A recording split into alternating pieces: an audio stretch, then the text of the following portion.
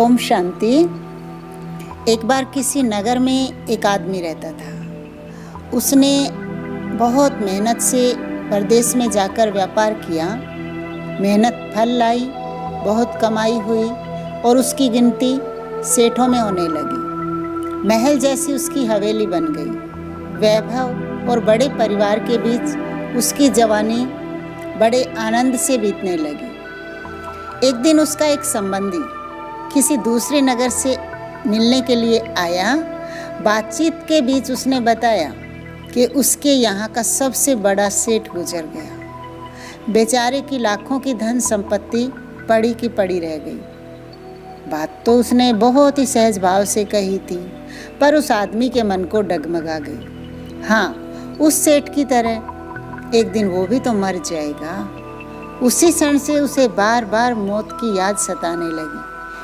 हाय, मौत आएगी, उसे ले जाएगी और सब कुछ उसका यहीं छूट जाएगा। मारे चिंता के उसका शरीर सूख कर कांटा हो गया। देखने वाले भी देखते कि उसे कोई चीज़ की कमी भी नहीं है, पर उसके भीतर तो ऐसा दुख था कि किसी से कह भी नहीं सकता था। धीरे धीरे वह बिस्तर पर ही पड़ गया। बहुत इलाज किया गया, लेकिन उसका रोग कम होने की बजाय और ही बढ़ता गया।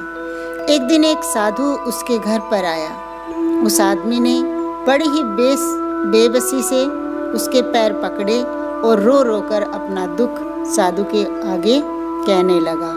साधु भी सुनकर हंस पड़ा और बोला, तुम्हारे रोग का इलाज तो बहुत आसान है।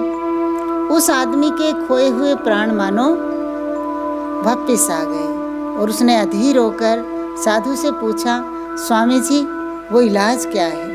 तो साधु ने कहा, देखो, मौत का विचार जब मन में आए तो जोर से कहो, जब तक मौत नहीं आएगी मैं तब तक जीऊंगा। इस नुस्खे को 7 दिन तक आजमाओ।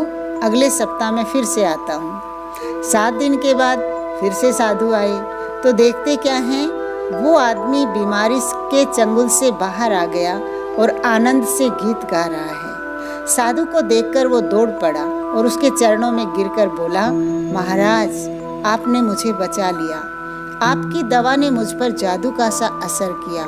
मैंने समझ लिया कि जिस दिन मौत आएगी मैं उसी दिन मरूंगा, उससे पहले नहीं। तो दोस्तों, जैसे साधु ने कहा, वत्स, मौत का डर सबसे बड़ा डर है। वो जितनों को मारता है, मौत उतनों को नहीं मारती। तो दोस्तों, जब तक जीना है हिम्मत के साथ जीना है। कभी भी मौत का आलिंगन नहीं करना है, मौत को याद नहीं करना है, क्योंकि मौत से डर उनको लगता है जो अच्छे कर्म नहीं करते। इसलिए अच्छे कर्म करते रहिए, सने प्यार से चलते रहिए।